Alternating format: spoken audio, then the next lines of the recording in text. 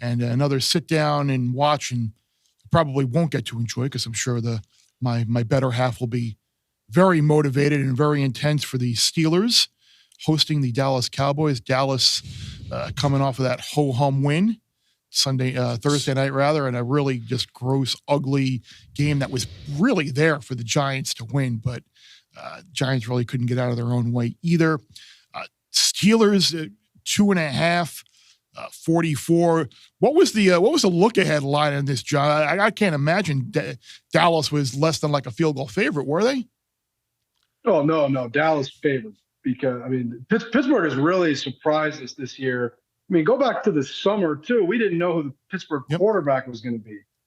We were thinking, I don't think a whole lot of Russell Wilson. I'm going to tell you guys. I'm in that boat with you. We definitely did. And then Dallas is really, I know Dallas won on Thursday in a game that I'm still so bitter about, like Dallas, that game landing 5 was a disaster for us because the line was going 5, 5.5, 5, 5.5. Everyone's laying 5, taking 5.5. I even said to my boss, Jay Cornegay, Bear, as we were leaving on Thursday night, well, as long as the Cowboys don't win by 5, we should do pretty well in this game. Famous last words. And then the Cowboys kicker, who's just a machine, who never misses.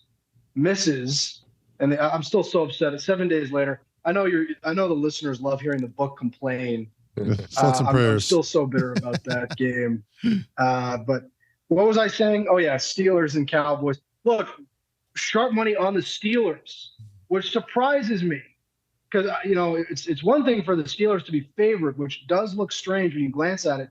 But then to see the sharp guys that I respect lay the points, that I'd say is as surprising as anything I've seen in Week 5. Tough game to pick. I don't trust Dallas at all. I don't either. Their defense is lousy. I don't like the coaching staff, so I get it. But I was surprised to see the money coming in on Pittsburgh as a favorite. I think that's what it is, right, guys? Like Pittsburgh has their flaws. We know what Pittsburgh is. Right? They're gonna try to sort of run the football, play action pass, keep Justin Fields out of those must-throw situations, and then defensively they just kind of beat you up. And they had a down week in Indy, which I thought they would do. I was on the Colts. We talked about that game last week, Bear. Like that felt like a great spot for the Colts and a sort of a correction weekend for the Steelers. But they scored a bunch of points this game. Their offensive DVOA, guys, is I think 17th, which is surprising. I think none of us thought they'd be sort of on that track with that offensive line and Justin Fields. They're not that bad, and Dallas is just completely untrustworthy. Will, like I don't know how you can put money on Dallas in the spot, looking at the way they played this season. Pittsburgh can go in there, just beat them up at the line of scrimmage and win this game. Yeah, I like the Steelers here. I think that, Dallas wasn't playing well on defense with their guys. Now, no Parsons, no Lawrence. So what's that going to look like? That was a defense where, boy, you could run it on them. And Pittsburgh, I'm sure, like you said, they're going to line up and run the ball. And Fields has been decent, which, look, that's all you're really looking for. When you got a good defense, you're only looking for decent. It's better than you could have expected when you're trading, a 6th-round pick for him. So they've done a nice job managing him. And Tomlin off of a loss is usually a pretty good spot. He's a motivator, gets his teams up for these type of games. So Bear, it's the Steelers for me. I'm in agreement with you and the money that John's seen in Vegas there. I like the Steelers too. I think Dallas. So I have to take a look what the Dallas no playoff price is, because I think there's a real good chance that Dallas is on the outside looking in on the playoffs there. I think it's a very, very, very flawed team as well. So I'll probably be laying it. This isn't going to hit 3 though, right? As soon as it hits 3, John, you'll get a buyback, I'm guessing.